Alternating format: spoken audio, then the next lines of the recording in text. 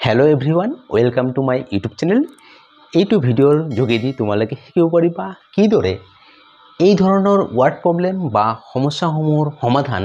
অতি সহজভাৱে কৰিব পৰা যায়। এতিয়া 5 নম্বৰ কোৱেশ্চনত কি ওয়াৰ্ড প্ৰবলেম বা কি সমস্যা উল্লেখ কৰা আছে আমি আগত চাই লও, তাৰ পিছত ইয়াৰ সমাধান কৰিম। In a class test of A school 20 questions were given। ইয়াৰ অৰ্থ এখন স্কুলৰ এটা শ্ৰেণী পৰীক্ষাত 20টা কোৱেশ্চন দিয়া হৈছে। For each correct answer 5 marks is awarded। প্ৰতিটো শুদ্ধ উত্তৰৰ বাবে 5 নম্বৰ দিয়া হৈছে। And for each wrong answer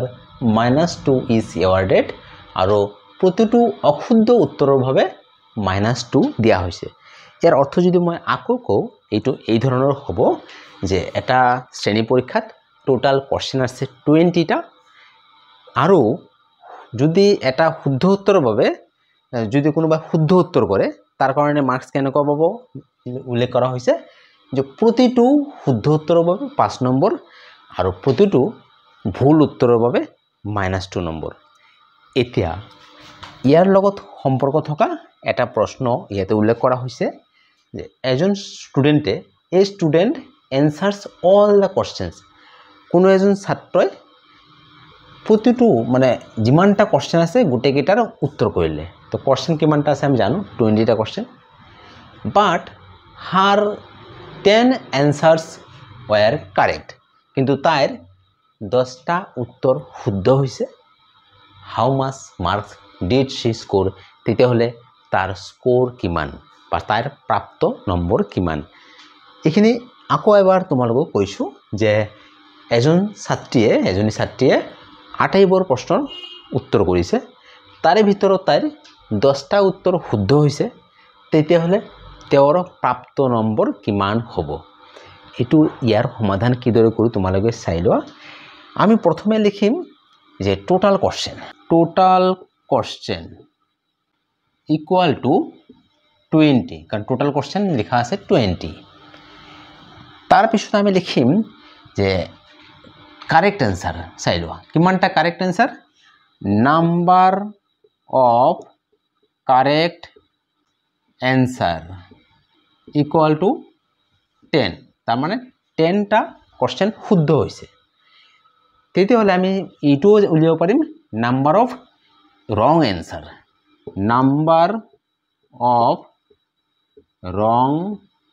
answer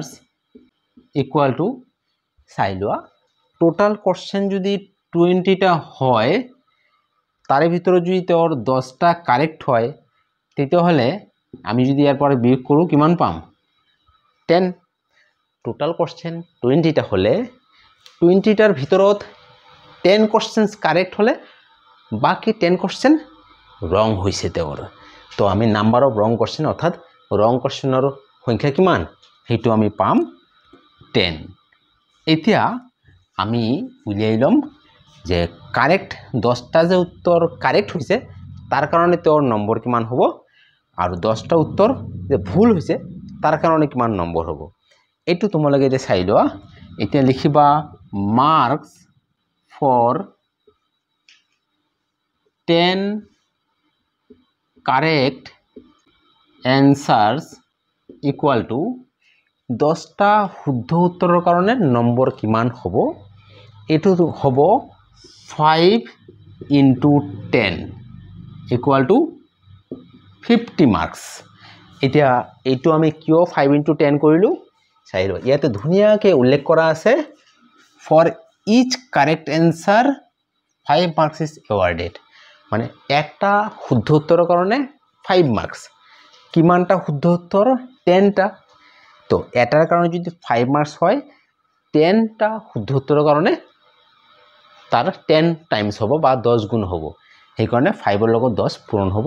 এইটো 50 মার্কস। এতিয়া আমি চাই ল'ম marks for 10 wrong answers equal to চাই লোৱা 10টা ৰং অ্যান্সাৰৰ কাৰণে কিমান মাৰ্কস হ'ব। ৰং অ্যান্সাৰ এটাৰ কাৰণে হৈছে -2, 10টাৰ কাৰণে -2 into 10 হ'ব গতিকে -2 * 10 -2 আৰু 10 পূৰণ কৰিলে হ'ব -20 মাৰ্কস এতিয়া -2 হৈছে এটা ৰঙৰ এনসাৰ কাৰণে আৰু তেওঁৰ কিমানটা আনসাৰ ৰং হৈছে 10টা এটাৰ কাৰণে যদি -2 হয় 10টাৰ কাৰণে তাৰ 10 গুণ হ'ব অৰ্থাৎ -2 পূৰণ 10 = -20 মাৰ্কস এতিয়া তেওঁৰ স্কোৰ ফাইন্ড কৰিম therefore her score equal to এটা স্কোৰ কেনেকৈ পাম আমি যেহেতু শুদ্ধ উত্তৰৰ কাৰণে যে মাৰ্কস তাতে একো সাইন দিয়া নাই মানে এটো পজিটিভ আৰু অশুদ্ধৰ কাৰণে নেগেটিভ দিয়া হৈছে এতিয়া আমি এই দুটা যদি আমি প্লাস কৰি দিও তেতিয়াহলে আমি স্কোৰ পাই যাম এতিয়া তোমালোকে চাই লোৱা শুদ্ধ উত্তৰৰ কাৰণে হৈছে তেওঁৰ নম্বৰ হৈছে 50 আমি প্লাস কৰিম আৰু ৰং এনসাৰৰ কাৰণে তেওঁৰ কিমান মাৰ্কস -20 এই দুটা প্লাস কৰিলে আমি পাই যাম এতিয়া তোমালোকে চাই লোৱা ইয়াতে আমি ব্ৰেকেটটো গুছাই দিম 50 যদি ব্ৰেকেট গুছাই দিও প্লাস মাইনাস মাইনাস হ'ব 20 এতিয়া 50 পৰা 20 মাইনাস কৰিলে 30 গতিকে ইয়াৰ এনসাৰ এইটোৱে হয় এতিয়া তোমালোকে ভাবিবা যে তেওঁৰ 10টা কাৰেক্ট এনসাৰৰ কাৰণে 50 মাৰ্কস পাইছে কিন্তু 10টা ৰং এনসাৰৰ কাৰণে 20 মাৰ্কস তেওঁৰ মাইনাস হৈছে এইটো নেগেটিভ 20 মানে মাইনাস হ'ব তোমালোকে যদি এই এনেকে ভাবা যে তেওঁৰ শুদ্ধ উত্তৰৰ বাবে তেওঁ পাব 50 মাৰ্কস কিন্তু 10টা ভুল হোৱাৰ বাবে কমি যাব কিমানকে এটাৰ কাৰণে 2 কমিব 10টাৰ কাৰণে 20 কমিব নেগেটিভ মানে এটো কমি যাব তেওঁ যিখিনি পাইছে তাৰ পৰা কমিব এটো তেওঁ পাইছে শুদ্ধ উত্তৰৰ কাৰণে 50 মাৰ্কস আৰু অশুদ্ধ আনসাৰ কৰাৰ বাবে আকৌ 20 কমিব তো 50 পৰা 20 বেক কৰিলে আমি কি পাম 30 পাম এটা 50 পৰা 20 বেক কৰিলে 30 পাম কিন্তু আমি ইয়াতে প্লাস কৰিছো একচুয়ালি ইন্টিজাৰ হয় এইবিলাক ইন্টিজাৰৰ ক্ষেত্ৰত কি হয় যদি আমি এটা পজিটিভৰ লগত নেগেটিভ নাম্বাৰ যোগ কৰো একচুয়ালি সেই নেগেটিভ নাম্বাৰটো আলটিমেটলি মাইনাসে হয় যেনে তোমালোকে চাই লোৱা যদিও এটা যোগ চিন দিছো প্লাস মাইনাস কি হ'ব মাইনাসে হ'ব আলটিমেটলি নেগেটিভ নাম্বাৰ যোগ কৰিলো মাইনাসে বুজায় গতিকে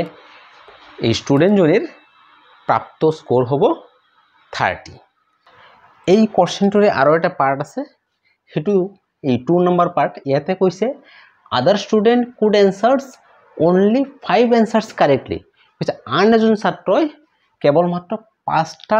শুদ্ধ উত্তৰ কৰিব পাৰিছে what was the score by the student তেতিয়াহলে সেইজন ছাত্ৰৰ স্কোৰ কিমান অৰ্থাৎ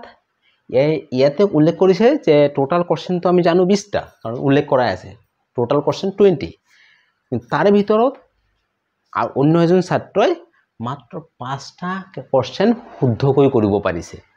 তেতিয়াহলে সেইজন ছাত্ৰৰ স্কোৰ কিমান হ'ব তো 5টা যদি শুদ্ধ কৰিছে বাকি কেইটা অশুদ্ধ অৰ্থাৎ ৰং হৈছে এতিয়া এইটো আমি একেদৰে সমাধান কৰিম টোটাল কোশ্চেন কিমান 20 নাম্বাৰ অফ কাৰেক্ট আনসাৰ এইজন ছাত্ৰই কাৰেক্ট আনসাৰ কিমানটা হৈছে 5টা number of correct answer 5 number of ৰং আনসাৰ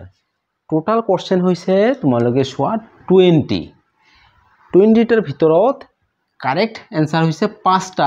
গতিকে 20ৰ পৰা যদি 5 মাইনাস কৰো আমি কি পাম 15 তাৰ মানে বাকি 15টা কোশ্চেন তেওঁৰ ৰং হৈছে তো ৰং কোশ্চেন তেওঁৰ হৈছে 15 এতিয়া আমি তেওঁৰ মাৰ্কস নিৰ্ণয় কৰিম মার্কস ফর 5 কারেক্ট আনসার এটো 5 হ'ব ইয়াতে 5 কারেক্ট আনসার 5টা কারেক্ট আনসাৰৰ কাৰণে মার্কস কিমান হ'ব এটো হ'ব 5 * 5 কিয় 5 * 5 এটা কারেক্ট আনসাৰৰ কাৰণে 5 মাৰ্কস আৰ 5টা কাৰেক্ট আনসাৰৰ কাৰণে 5 গুণ হ'ব 5 টাইমস তো 5 * 5 = 25 অর্থাৎ 5টা কারেক্ট আনসাৰৰ কাৰণে তেওঁৰ মাৰ্কস হ'ব 25 এতিয়া আমি চাও ৰং এনসাৰৰ কাৰণে তেওঁৰ মার্কস কিমান হ'ব marks for 15 wrong answer equal to এটো হ'ব -2 * 15 -2 হৈছে এটা রং এনসাৰৰ কাৰণে মাৰ্কস আৰ তেওঁৰ ৰং হৈছে 15টা গতিকে এটাৰ কাৰণে যদি 2 নম্বৰ কমি যায় 15টাৰ কাৰণে কি হ'ব 15 গুণ হ'ব তো -2 * 15 এটো হ'ব -30 এতিয়া আমি সেইজন ছাত্ৰৰ স্কোৰ নিৰ্ণয় কৰিম therefore score of